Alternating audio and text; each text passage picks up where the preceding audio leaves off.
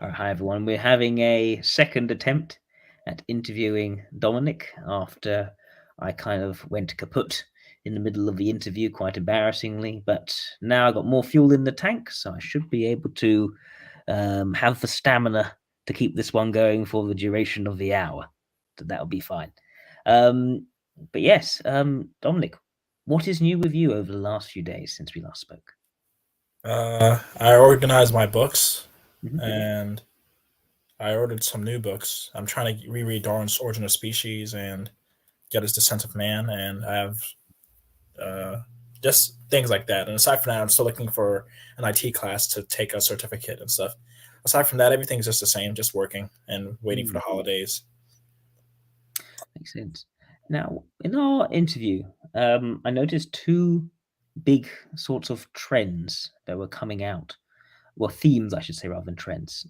One of these themes is the intellectual side and having a very broad range of different sources of information you're reading up and trying to make sense of. And and for you, there's a number of different questions you're trying to answer. One of them being, the idea of how do codes such as religions drive human behavior. But on the other hand, you've got also a very sort of physical theme going on of becoming this sort of very strong, very sort of primal being who is able to exist in nature and be very sort of tough and adaptable to their surroundings. Would you say am I describing both of those themes accurately? Yes, that's how I've developed since I was a kid. That's how I've always been like. Okay. Now, are those two things part of the same thing, or are they just purely different? There's no connection. I feel like they're part of the same thing. Mm. One is in terms of, I guess, intellectual is more of like modeling and achieving goals and organizing and understanding, those kind of things that requires intellection. And the Yes. physical is more of like the embodiment of that. The embodiment, like being the kind of person who can achieve certain goals, being the kind of person who can affect the world in a particular way, who can show up in the world with a strong presence, who can be competent, who can be successful, who can be creative. Like just I want to be my best basically, and I feel like if everyone was aiming to be their best, then things would be better. That's honestly that's as simple as I can put it.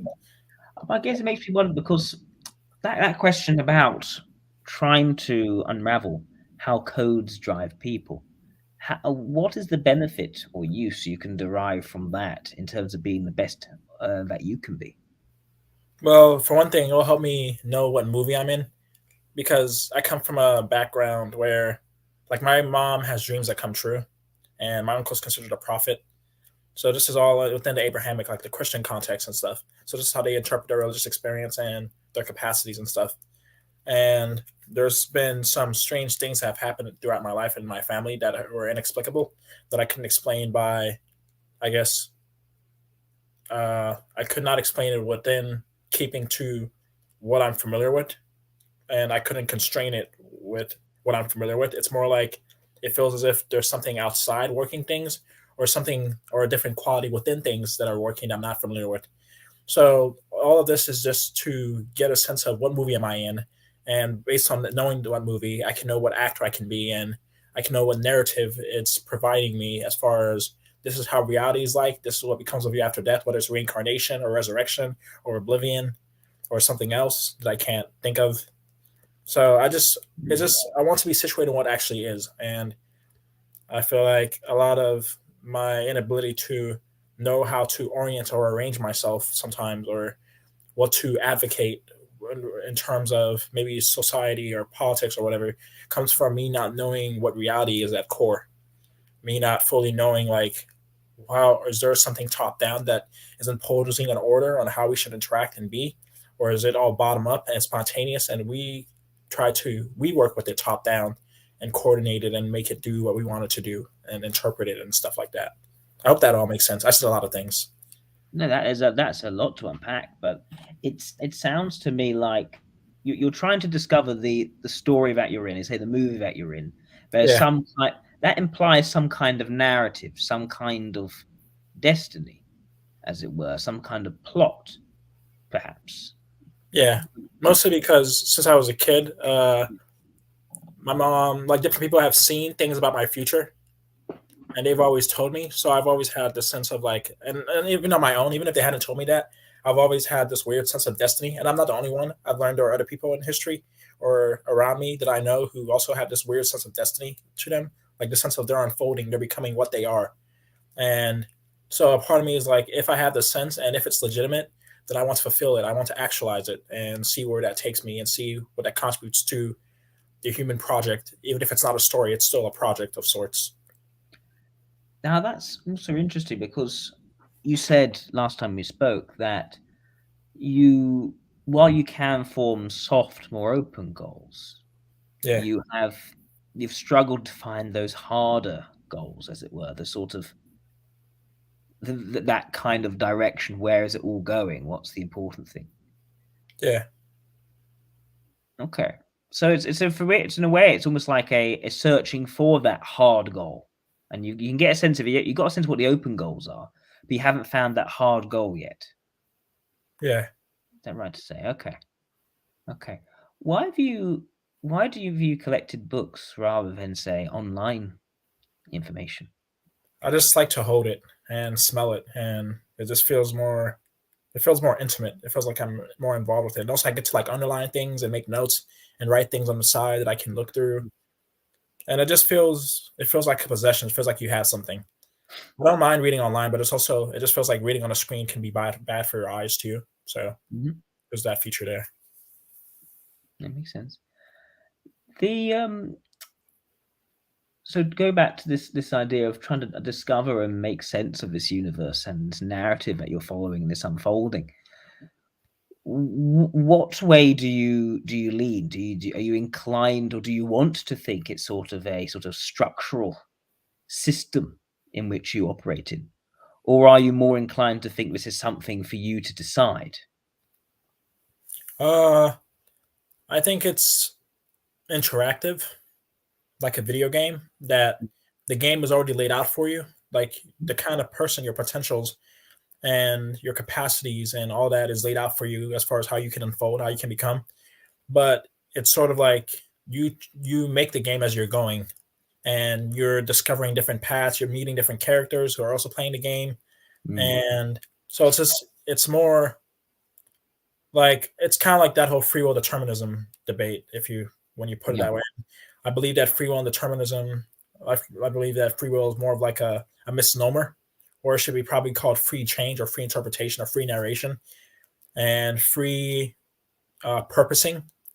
But I don't know. It's a very complex topic because it's like it involves you defining certain things a particular way and knowing what those definitions are, if they're closed off or if they're Mm, self-contained or if they're open to other things coming in or if they are able of being if they're capable of being emptied of what characterizes them. So I'm speaking very abstract, but it's just yeah, I guess that's where I'll leave it.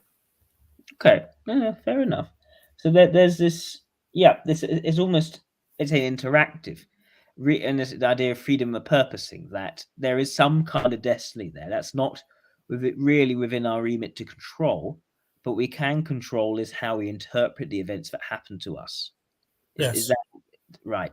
Okay, and so we, by creating our destiny, it's not about actually setting up the plot and how it goes, because we don't have that level of control. We're not gods, but we are able to do is create the narratives that can drive us in a particular direction. Yes. Okay, Well put. thank you.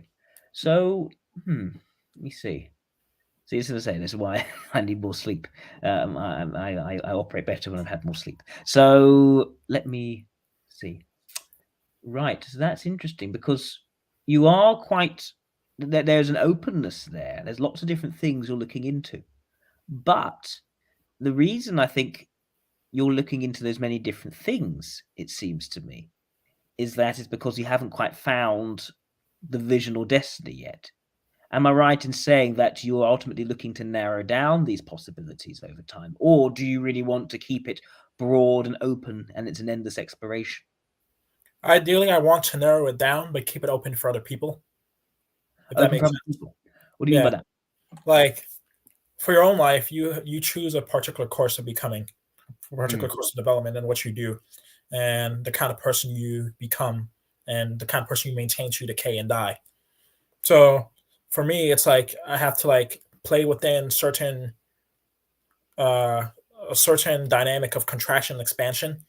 Like I put it in terms of like there are things you bring together, things you take apart. There are things that you gather, Yeah. things you circle around, things you distribute.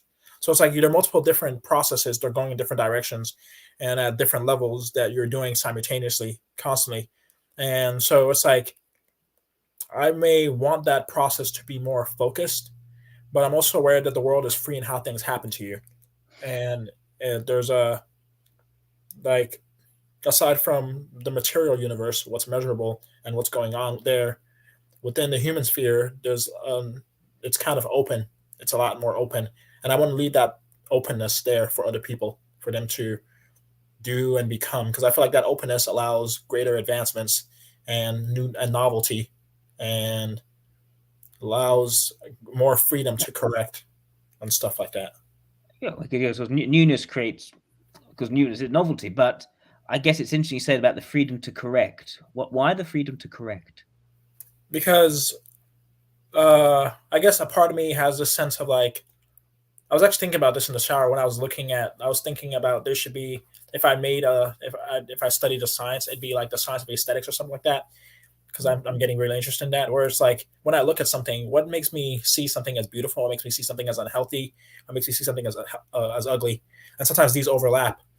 So with correction, I have this sense of things being uh, not so much having a purpose in them to unfold to become a particular way, but more like within that process, within that procedure, or and within what characterizes each of these phases of the process.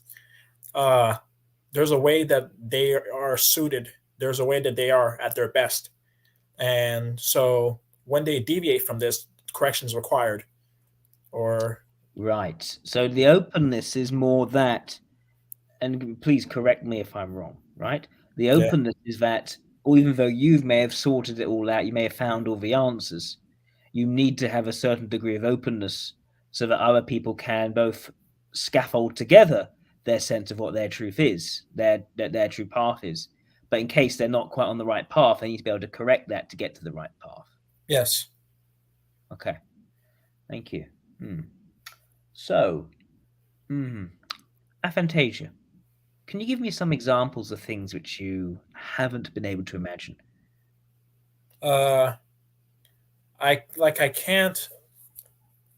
can't imagine vivid worlds. Like if I read a book and it has lots of descriptions of a character or a world or something, like if it's a lot of I can't put lots of things together. It's more like I have a momentary memory of something. Yeah. My imagination is very realistic.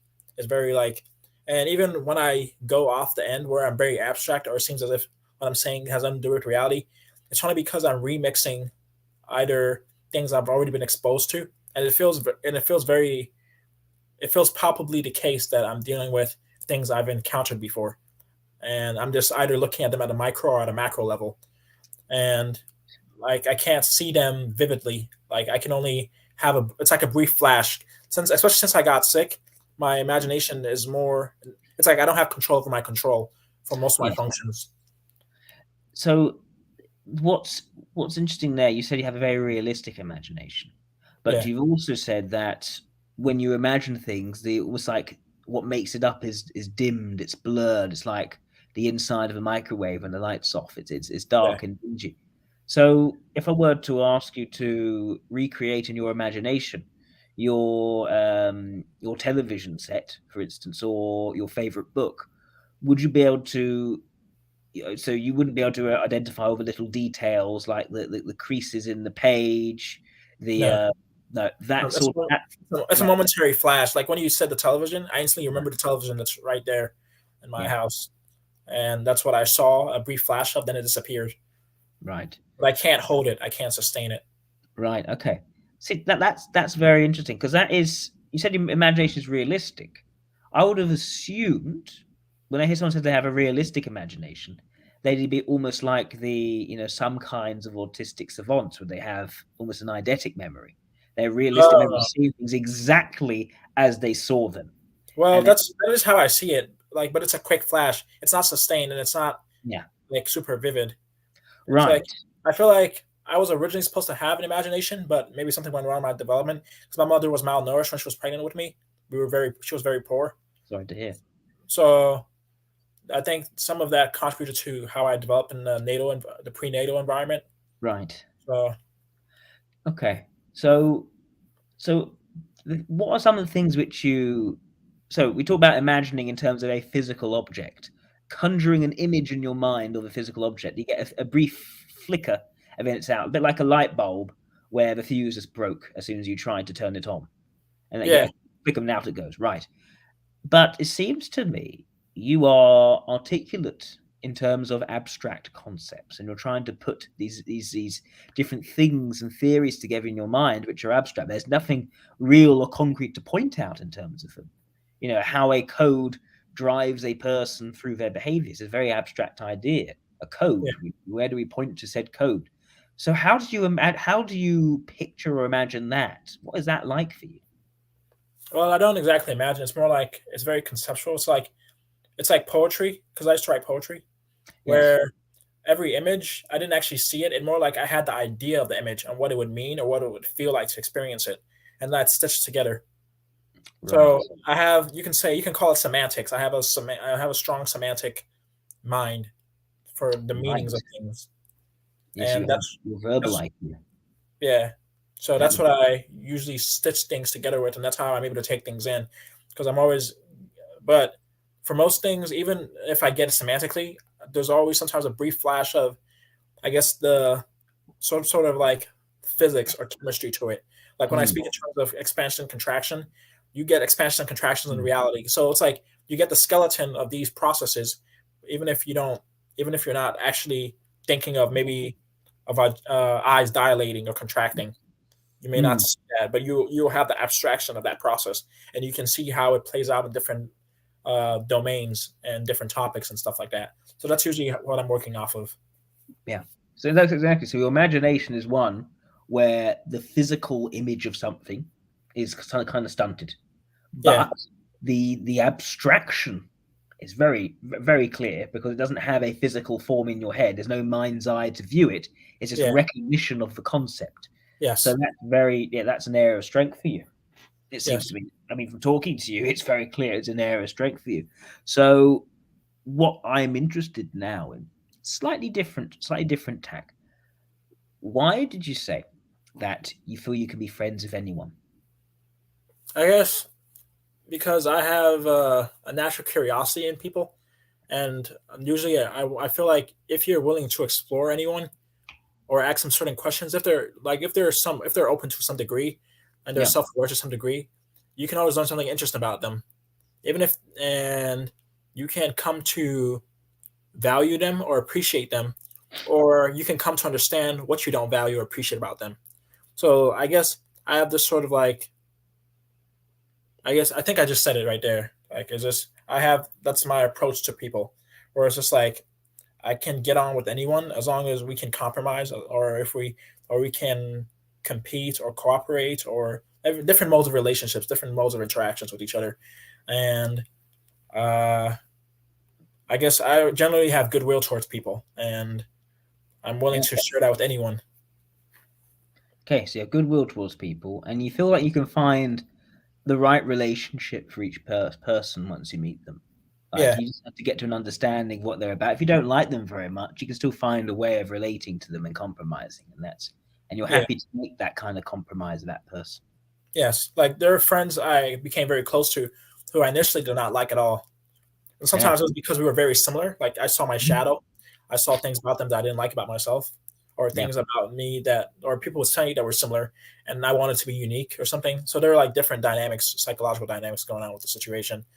And then as I gradually got to know them and they became more distinct to me, I saw their natural radiance. I got a sense of this is how they are, even if Mm, flaws and all, and how I guess the peculiarity that characterized their flaws, the peculiarity that characterized their virtues, and so on.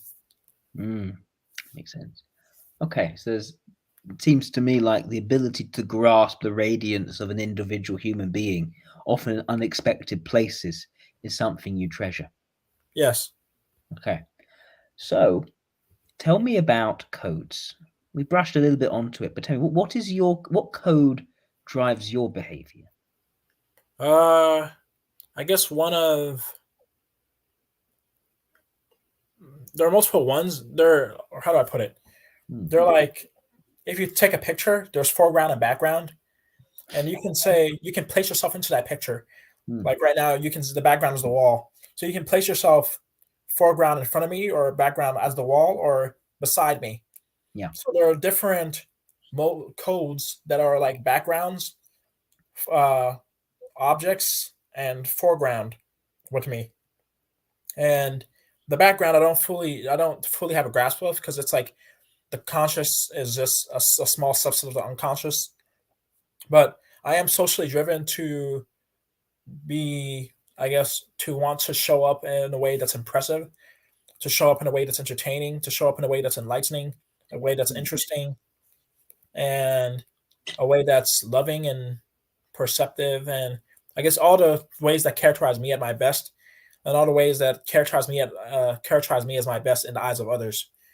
So that tends to motivate me a lot. Along with like in me, I see this has been cultivated as I've gotten older. When I was becoming unhealthy, where I became more like I guess Schopenhauer, he was an influence on me when I first started losing my faith, where I became very pessimistic and nihilistic, where there was almost like a reluctance to live and seeing life as like I saw life as slavery, where you're enslaved to all your dispositions and enslaved to all the situations and contexts you're in, and you're enslaved to your body. The Hmm. sense of like constraint, and you have to like, or you have to be on the bus and go where the bus is taking you. Like this sense of like, or like you're on the Titanic and you're paralyzed and it's sinking and you don't know when it's gonna sink, and that's how life felt like when you're gonna die. So Goodness, that is yeah, good. so yeah. But So at the same time, go I on. had a great joy. I had a great exuberance and a great sense of wonder and a great sense of appreciation and a capacity to have an humor towards things and stuff. So it's like these two sides of me. One that the negative has developed more, and the positive that was always there and has been cultivated sometimes more in me, and they make me sometimes not want to be conscious. They wake me sometimes not want to. Hmm. Yeah. So this is interesting because when I asked you about what code drives you, it didn't seem to me like much of a code. I was expecting something a bit more principles driven. Uh, Like if you were someone who was a bit more of a Catholic, for instance, well, what drives me is is the teachings of the Catholic Church, and these are the things which it says, and that is that principle, and that is that principle, or maybe a philosophy, like if you're a socialist or a let's say or well, or a social democrat, or some other kind of viewpoint or ideology driving you. well, my thing is I've liquefied all of those. Like I feel like they're all of them are. I guess it's some of it is due to Buddhist influences, where Yeah, everything where there's like these things are constructs on constructs, yeah, and they're not arbitrary, but they are at the end of the day they are human made. So it's yeah. like my dedication is to what is, and what makes what is do what it does and express the way it expresses. And so the rest of these are sort of like different stylizations of how to be, how to think, how to like operate and stuff. So I leave that. I can Mhm. mind it mentally, but a part of me almost wants to be independent from that. Where it's like no matter what code, whatever, even if I'm a Christian, I never want to be like I my minding is inhibited by Christianity. I never Yeah. want to feel like I'm constrained by it. I always want to be able to feel like I could easily think like a Buddhist or think like a Muslim or be able to feel like, or even as a man, I like to think sometimes or imagine myself into how women feel and stuff like that. Just Mm. and some of that comes from being, I guess, creative. Where creative people tend to be more fluid. Yeah. So I like to feel the independence of my fluidity while still wanting a solidity to operate with. Right. Thank you. So you want some kind of structure, but you never want to feel like the structure is ever containing or limiting in its Yes. nature and its way. Okay. Why, if you don't mind me asking, why did you lose your faith? I mean, I'm not sure if I'm not sure if it came back either. Like, it's just it was a bunch of things. Like when I was in middle school, I had a religious experience from reading the Bible because I've been reading the Bible since I was in elementary school. I read it Yeah, multiple times, and then I started getting a sense that Jesus was special, and also the Bible I was reading. It was like guiding how I was thinking about things and guiding how I was interpreting the Bible. yeah, So I was started interpreting it towards Jesus, and that was becoming my framework for how to interpret the world. I was very young, and I did not know much about the world. And then on top of that, I was very skeptical of, I guess you can say, our modern myths, our modern creation myths from evolution to the Big Bang. yeah. I was just like, I was kind of skeptical, even though I didn't understand them that well. So I doubted them. And then I was introduced to creationist websites. And then I started reading up on their material, became a creationist. And then gradually, as I learned more about evolution and as I learned more about philosophy and heard different arguments and thought things through, I just could not sustain until I couldn't intellectually sustain the Christian worldview. I couldn't intellectually sustain it as like, uh, this is historically supported, or like I kept on coming against like up against different scholars and different perspectives. And I even had like this brief vision, this brief flash in my mind of like seeing windows and windows behind windows and windows behind windows and windows and windows. And that told me those were all perspectives. So I was like, I guess I wanted my mind to become sort of like a raindrop or like a window, positioning itself in these windows and becoming one transparency. I wanted clarity. So that naturally moved me towards mysticism and Buddhism. And I started studying mysticism and Buddhism and reading William James' variety of religious experience, amongst other things. And then gradually after that, I was like, this is not going to give me what I want. I need to be more present in the world too. And along this time, I discovered Goethe. So I had a Goethe phase. And with Goethe, as far as him being a polymath, I was also fascinated by poetry, which gave me a Shakespeare phase and a Joyce phase.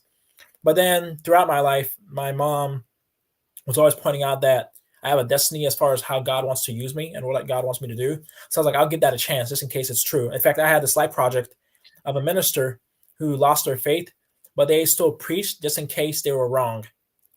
Hmm. And I Yeah. was for that. It was going to be sort of like Dante's Inferno, but it's not really. It was a more complex project. But so all of that, I guess it's all to say like I've gotten so many different perspectives and so many different understandings that I can't take certain things literally. But at the same time, within the framework of the faith, I've had experiences that are easily attributed or interpreted by the understanding that the faith provides, if that makes sense. Like making a prayer in the name of Jesus and something happening, or healing somebody or whatever. And Yeah. so you're like, oh, then it must be Jesus, or maybe it's reality. But if you call reality Jesus, it responds to you, something like that. You know what I mean? So you retain certain beliefs, such as a belief in power invocation. You can invoke a figure, and that can create something to happen. I've Is that retained, I've semi sort of, because I've seen I've seen what faith has done for my mother. Like mm, it's benefited her greatly, and it's not just like emotionally and psychologically, but just sense of like it secures her existentially and it secures her, like it aids her practically too. Like she'll have dreams where like she had a dream where she got a lottery number, and yeah. from her mother who was a Christian, a Catholic, and then she ran that lottery number and instantly got $1,000. Well, like things like that. So I've seen like her ways of attributing to the faith and her consistency to it, and the culture, the community within that faith, reinforcing these things to her as an interpretive framework for her to understand the results she gets from it. So it's interesting because that we have another a party in this equation, which is your mother and her beliefs. Yeah, And it seems to me to someone who does very much believe in destiny and yeah, believe that you have a destiny. And yeah. so I'm wondering how much of this destiny pursuit is the result of your mother's influence rather than something that you intrinsically wanted yourself. A lot of it is can be attributed to her, but a part of it is also my own. How do I put it? I guess I have a natural subservience to ultimate reality. Like I was like I always wanted to serve what is absolute, what is of utmost worth. what is greatest. So this naturally made the monotheistic God very appealing to me. So it's like within me, they're like I can think of the different ways of characterizing me or ways of being oriented in me. And this one of these orients is like I always wanted to serve what is most utmost. And this destiny idea has come through different people throughout my life. Different people, even people like people will be like, oh, I can tell you're going to do this in the future, or they'll be like, oh, you're going to be a pastor or something, or you're going to be a performer or whatever. So I've always wanted to be like, well, whatever it is, I want to fulfill it. Hmm. Like whatever is laid out for me, I want to actually actualize it. And so yeah, So serving the utmost, serving the greatest thing, whatever. yeah. Do you have any idea what that is? Uh, right now, I don't really know, to be honest, because at first I used to think it was Jesus. Right. Where when I was a kid, when I was growing up, and especially in high school, I was just like, the point is to try to get everyone to become a Christian so they can be saved, and Jesus can come back and bring the new heaven and the new earth and resurrect everyone, and everyone will be happy, and the world will be perfect and stuff like that. So that Right. was the narrative in my mind. That was the game I was playing in my head. And then eventually the game turned into, well, everyone does not believe this, so maybe I have to understand how do people's beliefs work from the inside out. How do people lose their faith? How do people gain faith? Hmm. What's the psychology of this? And Hmm. then maybe I can influence this to get them to believe and stuff. Then eventually became from it deviated from that. It became like I would just want to understand this in and of itself, not for the sake of converting people, because I'm not sure that this is the actual reality. I don't think I can actually know. Is this something you give your mind to? It's like say with miracles. If a Yeah. miracle happened right now, we wouldn't be able to trace it back to what caused it. Like we Yeah. wouldn't be able to look over the shoulder of what caused it. We just have a particular conception to interpret that miracle. So there's an epistemological issue going on where it's like at a fundamental level, there's this disconnect or there's this inability to Hmm. fully come into contact with what is making things happen, what is doing things. All we're left with is the performance. All we're left with are the appearances. And I'm not sure if we can speculate on noumena if you're familiar with Kant. Yeah. Makes it so you're not sure if you're perceiving the reality that is true anyway. So Yeah. you feel like there's not really it would be arrogant to try to convert people to an understanding of the truth where you're not even sure if what you're looking at is the truth. Yes. Okay. Right. I'm thinking of one here. I had it.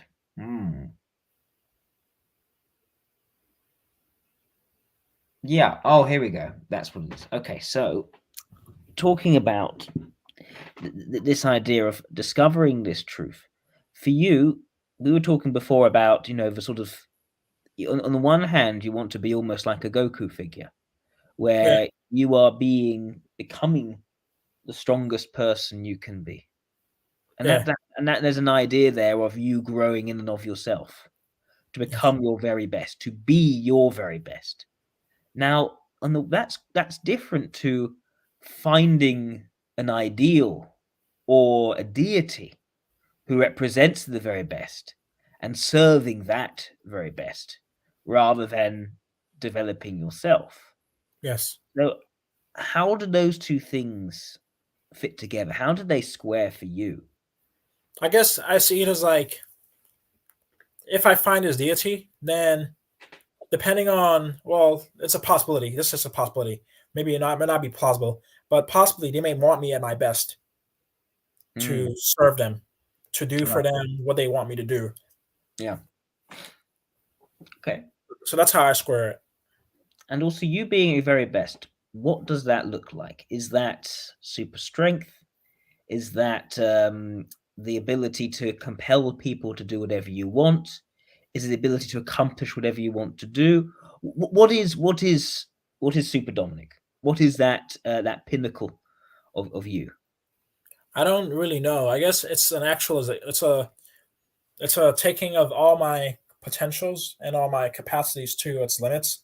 Mhm. Where because I used to be physically very strong and very fast, Yeah. and very my senses were incredibly keen, like very sharp, and intellectually I used to think super fast. Like I could just lightning reasoning and processing, and I used to talk super fast too.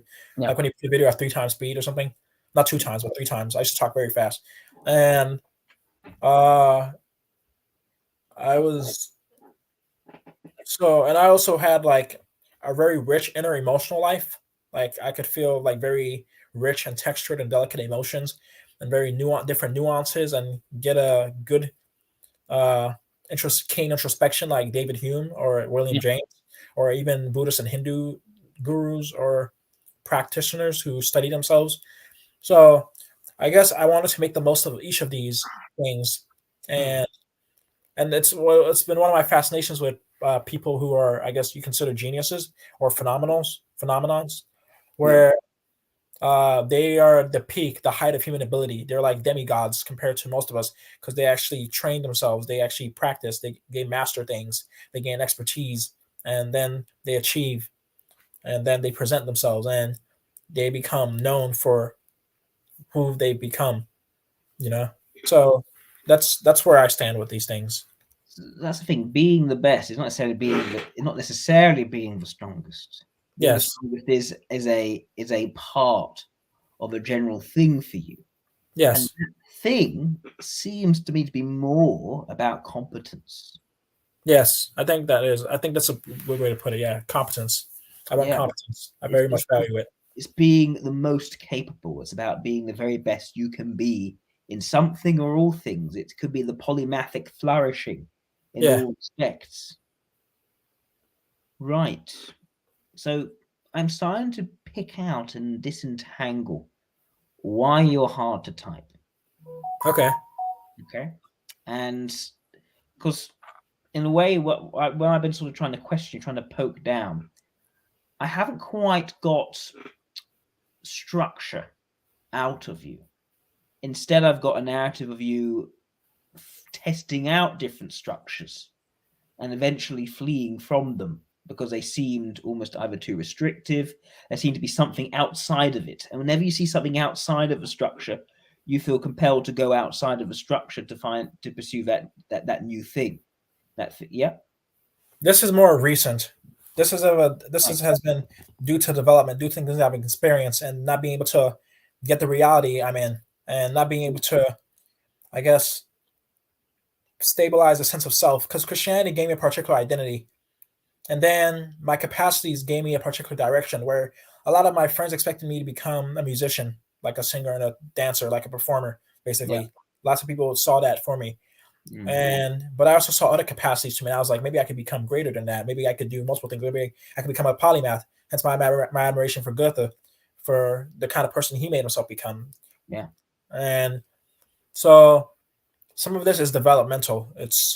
But initially I was quite, how do I put it?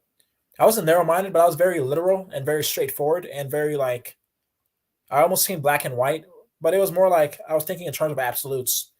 And as I've gotten older, I realized absolutes are very hard to come by. So it's like a maturity thing. Like I've Yeah. matured. But tell me about some of these absolutes. What were some of these absolutes? Well, I guess absolutes like, uh, if you ever hear somebody say like, if God said it, that's it. Like things like that. Religious people who get in that mindset of like, if God commanded them to commit genocide, then they'd be like, okay, yeah, I'm gonna commit genocide because like God said it and God created everything and made me and holds it all together, so I must do it because this is how it's Yeah. supposed to be. Things like that. That's the mindset I have towards things. Where I was just like, well, I'm dealing with the utmost. It wasn't until I encountered Kierkegaard that, and he really helps you confront these things. Like he puts the absurdities and the paradoxes in front of you. That I was just like, you know what? I don't think I can ever fully yield to a being that condones genocide. But at the same time, if I'm at their mercy and for self-preservation or something, and they won't let me fade into nothing, and they'll torture me endlessly forever, then maybe it's the smartest choice to go with them. It's like, so it's just like, or should I be more principled? Like these are things sometimes I weigh. These are things sometimes I explore myself. I'm just like, should I be more principled? Where I'm like, no, I won't worship you no matter what, even if you can destroy me forever and ever. Or maybe it's like, maybe I should preserve myself because you made everything at the end of the day, and it's like you're the you're like the foundation. You're the definition of Yeah. what is right. So who am I to challenge you? It's difficult. It's very Yeah. difficult. And like I began this project called years ago called The Wife of Job, which is a book of Job from his wife's perspective. I Right. wanted to understand why she said curse God and die. And in it I go on different well, there are different things I'm doing in that work, or I was doing in that work. And one of it is like different rants about the position human beings find themselves in relation to God, assuming Yahweh is the real God and stuff, how strange our existential position is and how difficult uh our relation to him is and stuff. So yeah. Right. So yeah, you haven't, although in some ways you've lost your faith, in other ways you kept a foot in the door in Yeah. regards to Christian faith. You haven't done a thing where you struck that is the wrong way. I must find the ultimate truth, and there's no room for this in Yeah. the ultimate truth. For you keep a foot in almost every door you walk through, but you Yeah. can't be kept behind one door. But Yeah. to your point, this has been relatively recent. Yes. How, if you don't mind me asking, Dominic, how old are you? I'm 29. 29. Okay. So yeah, so in a way, when you say relatively recent, when did this happen? When did you lose your faith? I began losing my faith, I guess, when I was 19, and then especially throughout college. But even then, I would still talk to Christians and Yeah. interact with them. With like, I discovered like I was capable of inhabiting things, like, and not just having a worldview, but having world viewings. Like I could talk to a Christian as if I was a Christian. I could talk to a Muslim as if I was a Muslim, if I Yeah. understood them, and I could like even increase their faith. I realized Yeah. I could do that. I could So, like, but Dominic, here's the point, right?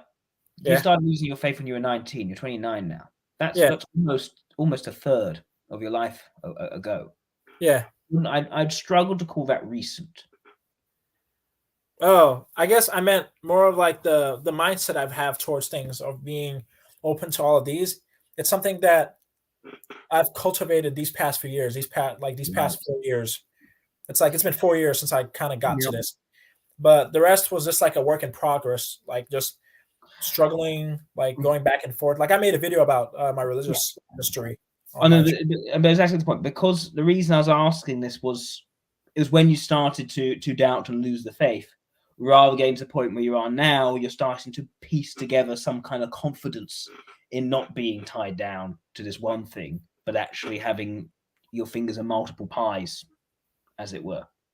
That's what I mean. It's the point when you lost the clarity was around when you were 19. Yeah, But more recently, in the last couple of years, maybe you've reached more of a strength and confidence in yourself, having lost that. Having lost it was like suddenly you didn't know where you stood anymore. And that was intensely depressing. And you were viewing your life in a way whereby you felt that although Christianity wasn't the right, seemed like the right path, the world around you was almost limiting in on you. And of course, you had also, we also had the schizophrenia. I don't know the details in terms of how that would have affected you as well, but it was almost certainly a dark place for you at that particular time. So there's stuff there. The reason I think you might be difficult to type, this is something I've encountered before in types who have introverted logic as a blind spot, whereby the clear definitions of things can sometimes bleed into something else or be something else or be something else. And so there's an open exploration. There is a ability to articulate things, but there is a sort of, if I try to pin down what it is here, it's then also here, and it's also here, and it's also there. And the person with talking about themselves to me can become almost like water, and it's hard to really pin down what are the true rules of the person. Now, saying that, you're able to pin down something about yourself in terms of this desire to go out and impress. Am I right in saying that is still a motivating driver for you, Dominic, to go out and impress? yeah. Right. And why do you like to go out and impress? I guess you get validation, you get appraisal for your competence. Right. And why do you want validation of your competence? Why do you want other people? Why do you need other people to validate your competence? I guess because I don't naturally see my own work, and I don't really think I'm all that. Like I feel like lots of people have expected things of me, and uh, like on one hand, I could be cocky and have the sense of like, yeah, I'm capable of this, I can do this and that, but I did not give myself those abilities. They were just there. So, but aside from that, outside of that, it's like, who am I really? You know, what am I actually worth? Like, I'm just another guy. Mm. What disinterests you? What makes you think this is beneath my attention and time? This is trivial and unimportant to me. Uh, I guess in the past it was mostly.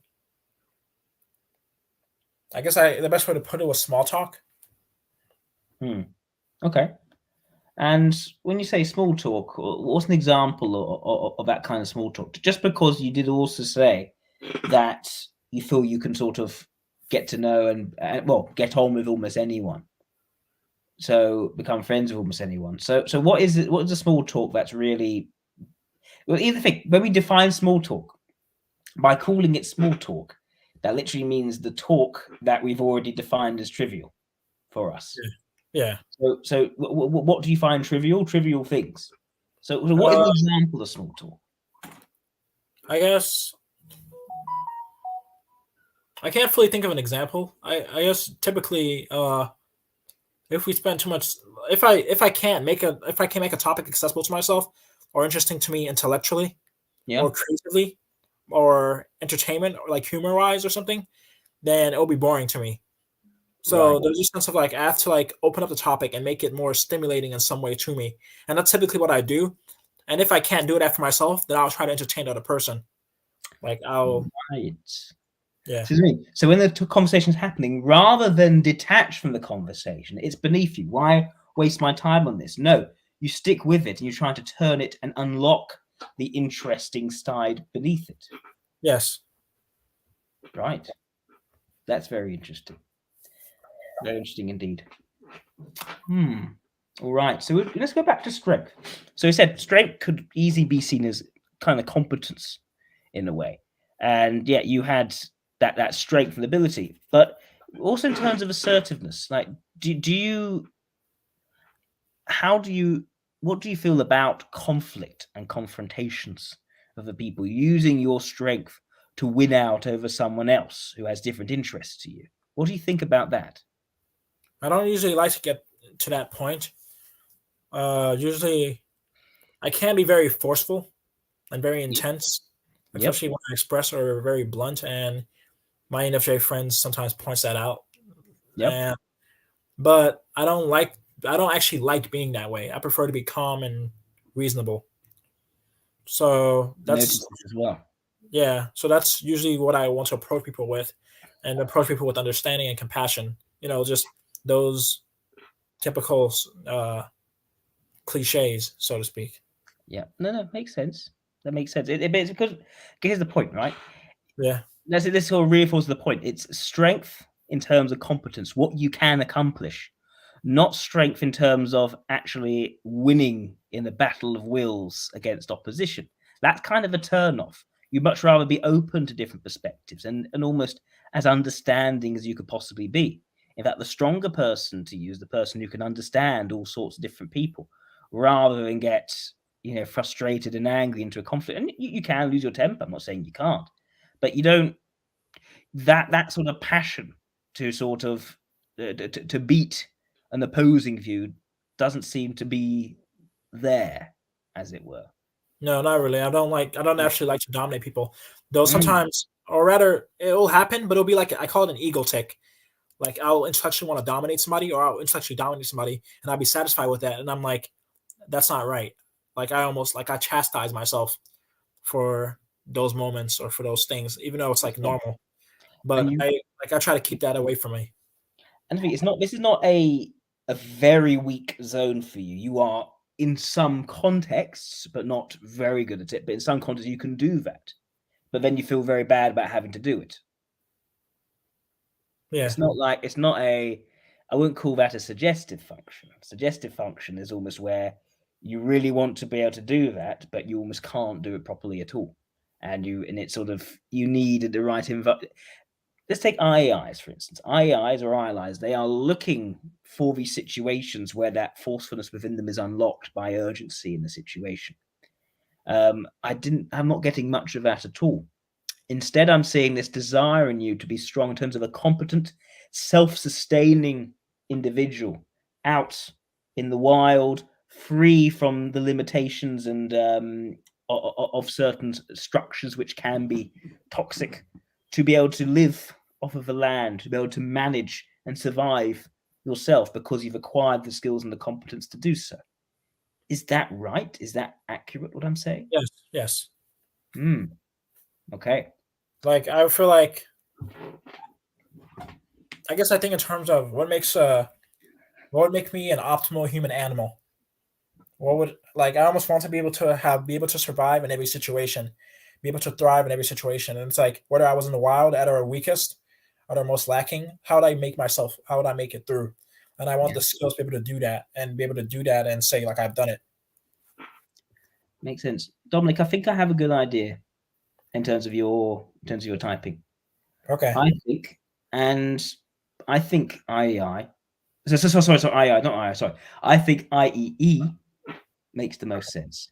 Okay. What's But that? IEE, that is the socionics version of ENFP. Okay. It's not an exact perfect carryover, but the idea for these types is that they're actually very open-minded. It's about expanding the range of possibilities rather than narrowing it down. And I was there. It was difficult to find that within you because I was seeing that, I wasn't hearing it. You weren't telling me that, but you were kind of showing me that in how you're answering questions. Everything seemed to be, there's also this, and there's also this, and I'm opening up here. Everything you seem to be doing seemed to be open. I didn't see any examples of you closing. Some of that is due to my schizophrenia. My mind has been restructured. So I used to be very like always collapse on one main thing or be very concise. But since getting sick, I have, like, one of the things I complain about in my notes or my journal is that I can't hold on to myself and I can't hold on to, Right. I have poor working memory too. So it's just like I feel naturally more diffused, so to speak. I don't feel as concentrated. I don't feel as sharp. And that's Fair when I enough. felt that's why when I speak in terms of competence and strength or Yeah. those skills, all those skills require you to be able to be focused and concentrated and be able to like trim things down and stuff like that. Because that's how I used to be when I was growing up. And since losing that, that's how I wanted to stay. It's almost as if I idealize my best self in the past. Yes. Oh, so for you, the better version of yourself was before. Was it? Yes. Was that when you were 19, or was that when you were like Uh, 23? I'll When say I'll say age 11 to 18. right. Okay. So, and what were the aspects? I guess when you were 11 to 18, you were physically quite strong. You said you were quite alert, quite sharp. You were, Yeah. and they kind of lost that now. Yeah. Like my Right. when I turned 16, my mind started becoming more scattered. And when I turned 17, my focus, I started feeling like I have ADD. I don't know what ADD is. Right. That's how I felt like. And then gradually, I started feeling more and more detached from the world. Like I wasn't present anymore. I was losing my Yeah. sense of presence, and my keen observation was going away. Right. And I started like losing my mental traction. And then I started becoming more fluid. Like I'll speak, like I'll start on one topic and end up on a different topic. It was really weird. I didn't understand it, man. Right. Like, and then uh, I also got into James Joyce. I read his Finnegan's Wake, and I noticed like Yes. this is how my mind is trying to feel like right now, Yes. because Carl Jung pointed out that James Mm. Joyce and his daughter Lucia Joyce, James Joyce looked at the water of schizophrenia Yeah. and was able to like just look and reflect, while Lucia Joyce drowned in Mm. it. She had schizophrenia, so I think some of it has been, so yeah, some of it has been due to my mind changing and then me adapting to those changes and it Mm. kind of altering the philosophical paths I travel and what I explore and how I come at things. What I will say, so we got different. We can have different hypotheses, right? Yeah. There's a hypothesis that I know I don't have experience typing people with schizophrenia. I don't have experience to understand the extent to which their brains can rewire, as it were. But I can see things in terms of there's a type and there are impositions on that type from something else, which could be the schizophrenia, as an example. Yeah. So what I have is my snapshot of you now and what you can relate about how you were in the past. Now, in terms of how you relate how you are in the past, I can, and also how you relate how you are now. The reason I was trying to really drill into your motivations for doing things is that you were giving seemingly contradictory motivations. Yeah. And they weren't, it wasn't as if I didn't have a situation where you're giving me very clear beta motivations. Beta quadras are like the IEIs, the NFJs, you could say, right? And the STPs, not exactly the same. It was not that you're giving me consistently a set of motivations from one quadra or group, but a set of actions suggesting another quadra. It's more that you're showing me actions which seemed mostly to do with one quadra, and motivations which sometimes sound like the opposite quadra and sometimes sound like that quadra. So because of that, I had to make a judgment call in terms of is this how to best make sense of this complexity. Is it that you are where can I find the pattern and the theme, and where can I identify the anomaly? Or if it's not anomaly, maybe just simply what's happening is that you're expressing this thing as actually something else, not on purpose, but because defining it clearly is more difficult, perhaps due to the sort of rewired state you're in now. It's difficult to have structure anyway. Yes, I But can't also, structure myself. Yeah, at all. I can't. I have no internal structure. It's very annoying, and I barely have it for my perceptions either. My perceptions are very impressionistic too. yeah. So it'll be interesting to, if it's the case that you change so substantially that if I were to talk to you, were to have talked to you if you were 14, for instance, and that I would have given you a different type. If it's that extreme a difference, all we can really do is bring in another narrator, because we could have the unreliable narrator issue where someone's ability to talk about themselves is compromised due to the schizophrenia, in which case we'd have to talk to other people who know you, and that would be more of a 360 approach. More unusual, more unorthodox, but you need to come up with unorthodox methods for unorthodox situations. Or we have what we've been presented today, and finding the best fit theory to explain what's being presented here. And also I'm very aware and try to be humble about not overstretching the ability of IEIs to sort of sometimes not make coherent sense when they talk about themselves, and use that to over expand the typings of IEs and have lots and lots of false positives, you could say. Yeah. And I'm trying to be careful in that regard as well. So I'm not going to give you a 10 out of 10 certified typing, but what I can do is give you at my strongest, most well-informed guess based on the reasons I can collect. Let me tell you a bit about this type. And by the way, we've got a follow-up session as well. So remember that half hour before we had doesn't eat into your actual time because it's me mucking up. But what I will say is the way this is the IEE works, not IEE works, is that extrovert intuition is in the leading position. So opening up, exploring possibilities, keeping things open is their natural instinct. They want to give things a chance. They don't believe in shutting things off and not giving it a chance, because they might be missing out on something which could be better. They are naturally open, very tolerant people as a result.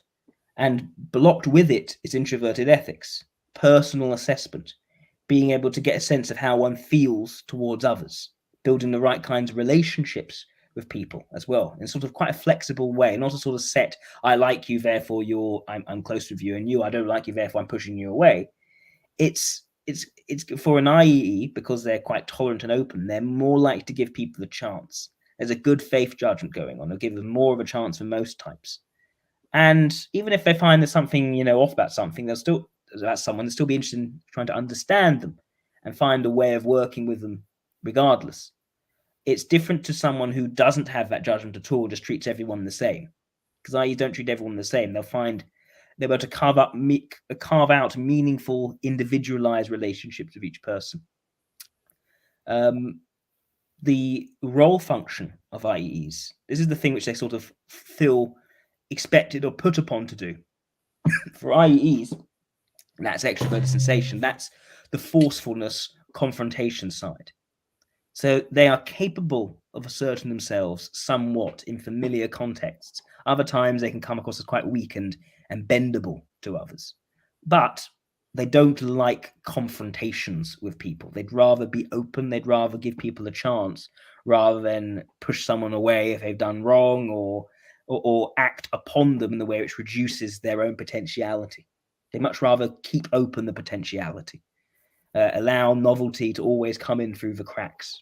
They always want to do. They never want to shut out novelty. Their blind spot is introverted logic. That's the structuring, and they won't necessarily even know when they're not being structured. And it could be, if you are an IE, that what you're saying is, "Oh, I used to have this, but now I don't." If it's a blind spot, you might not be able to know if you had it in the way which I mean. You could mean it in some other sort of way, because that's how a blind spot works. Now, I'm very mindful. If I'm wrong, that could amount to gaslighting. So we're going to keep the salt shaker nearby with this. The suggestive function is next. This is the weak valued area of an IE, because they naturally are drawn towards the pursuit of new ideas and perspectives about people and discovering each individual person's perspective. They're not good at maintaining that day-to-day balance and harmony around them, but they want to be able to. They want help in that presentness and harmony in the moment. And that kind of seems to feed through in terms of how you want your competency to manifest itself, the pursuit of competence to actually be more present in the world. And this idea that it's not the presence of I'm going to impact on this world and push other things out of my way. It's more just being present, being mindful, taking in the full holistic experience of life and appreciating it for what it is. And yeah, next to that is extroverted logic. That's competence. That's acquiring skills, acquiring knowledge, and how to apply things better and improve upon yourself continuously. There's never an end point where you're now just perfected. No, it's a continuous journey of working on yourself and improving yourself, and also a genuine joy in seeing how to unlock the potential of others, using the stronger area of seeing the potential in others, but then over time being able to acquire the skills to then bring that to others and teach and enable other people to unlock their talents and capabilities. Finally, you get to the part which is both strong but not valued, right? First of these is introverted intuition, the ignoring function. So IEs are not types that like to limit possibility. They don't, it doesn't sit well in saying this is the destiny, because that suggests these other things aren't the destiny. This is it. Those things are not. Those things are trivial. Those things don't tie into it. If you were to flip it around to an IAI, it's very easy for them to dismiss possibilities once they know what the signal is, because for them it's about the signal and nothing else matters after that point. For an IE, they almost can't bring themselves to cancel out possibilities while they think there's a hope that could carry something possible that could be novel and new and fresh and interesting. So they're not the sort of commit to a long goal person. They are better at the sort of open, softer goals, which they can switch between what has possibility and potential. But they do have kind of an idea of what carries more weight and more potential than some other possibility. It's not just a blind scrabbling through the dark. And finally, extroverted ethics, which is about emotionality, expression of emotions, having that sort of more passionate nature and being able to affect the moods and emotions of others. And IEs, they are types which look towards how people react to them, not because for them it's all about being loved or admired by everyone. That's not the point.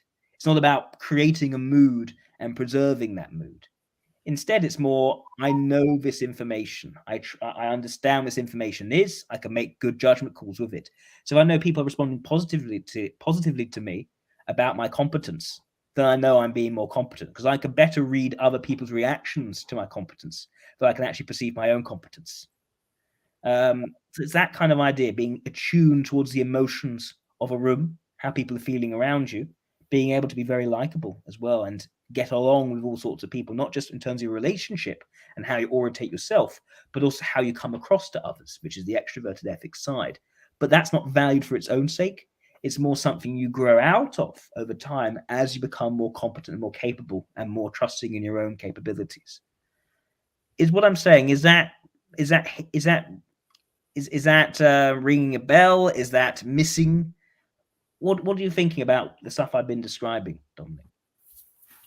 Some of it hits. Some of it hits. Other parts are like I should put it this way: Mm. the sense of possibilities that I have, that is due to my existential position in becoming unstable. That Mm. like naturally you'll go to possibilities if you no longer have a stable sense of life, or Yeah. if you no longer have a stable path. Like it's hard to know where you're going if you don't know where you are, basically. So then it feels like almost anything can happen to you. Mm. So that's where, but naturally, I'm not naturally prone to keeping things open. I actually prefer things close ended, and Mm. that's one of the reasons why. But it's really weird. I have this experience where my mind won't let me close things, and my understanding of things don't allow me to feel, what's the word, justified in closing things off. If that makes sense. Right. Now, there is an alternative possibility here. There's an alternative possibility that, well, I say an alternative, there could be two alternatives. Let's say we have a situation where your extroverted intuition, this pursuit of new possibilities, is something which is very strong and present, but not actually valued. And introverted intuition, so identifying the clear, not clear, but more meaningful, transcendent path to follow, is actually what you value more. Yes. So that could be something like an EIE or an LIE, where the extrovert intuition is very strong. There's a clear balancing there, but actually looking for someone to help them in narrowing down the possibilities. Now, that could be let's say there are two types there which could make sense, and that could make sense in terms of your fluctuating assertiveness, but it doesn't explain your forgivingness. It doesn't explain why you keep things so open and tolerant in terms of the people around you. It's it would mean that we would change that assertive side to you to be something you actually do want to embrace, and it's not actually about becoming competent. Either if you're an EIE, which is like an ENFJ, it means you're just not interested in it, and you kind of have to be competent because the world expects you to be. But you're actually looking to become stronger, more in the sense of becoming more powerful, more formidable against others, right? That sort of type would see being forgiving as almost their weakness, like they're almost too forgiving. They need to become tougher and stronger, be able to push people away if need be. If people are out to cause problems. Even for the EIE, for an LIE, they are already good in their combat. It's already a strength for them. They'd still have that desire to be tougher like the EIE, but they would I think that one's less likely in that the competence is already strong, but at least it's already valued. What's So LIE? LIE, ENTJ, it's like the Oh, ENTJ.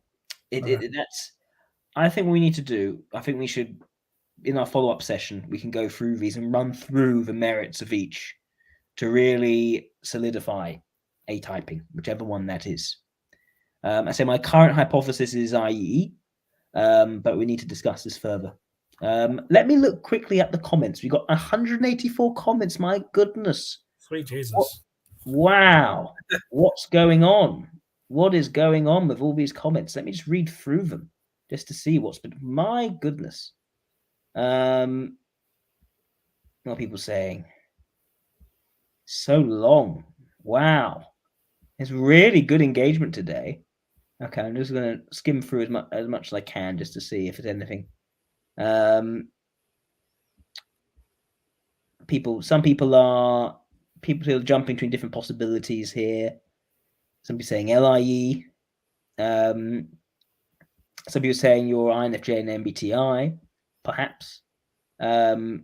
DJ saying I'm narrowing in, probably ILE. I mean, I considered ILE for a good amount of time. Actually, after watching the first half, I was thinking maybe ILE would work best because you seem to be using perhaps both kinds of logic. But then I kind of figured out that you said codes and driving things, but you weren't actually showing that, which is why I started to think maybe IE can make more sense. That was more of a metaphor, honestly. I wasn't. Yeah. That was more of a metaphor. I was thinking in terms of like coding, like if you're coding something, like you code something to happen. So I was like trying to figure out what's encoded in other people to make them happen the way they're happening. So that's what I meant. It wasn't like a structure thing. Yeah, exactly my point. That made me think maybe introverted logic, but this actually doesn't make sense. Let's question this in terms of why you said it that way. Fate wants to ask, can I ask you some introverted ethics questions? Okay, I will save those for next week. We'll talk about some introverted ethics as well, just to explore that more, a bit more depth. I think that's worth doing. Yeah, Dominic, thank you so much for your time again. We will meet again in about a week. Do you have any questions for me before you wrap up? No, I really appreciate this though. Thank you. I like people who are interesting and offer me something new and keep me on my toes. I greatly appreciate what you've been able to bring today, Dominic. It's been a pleasure to meet you. Well, I already met you last time, but to get to know you better. Yeah. All right. Take care. Thank you everyone for tuning in. We'll be back in about a week. Bye.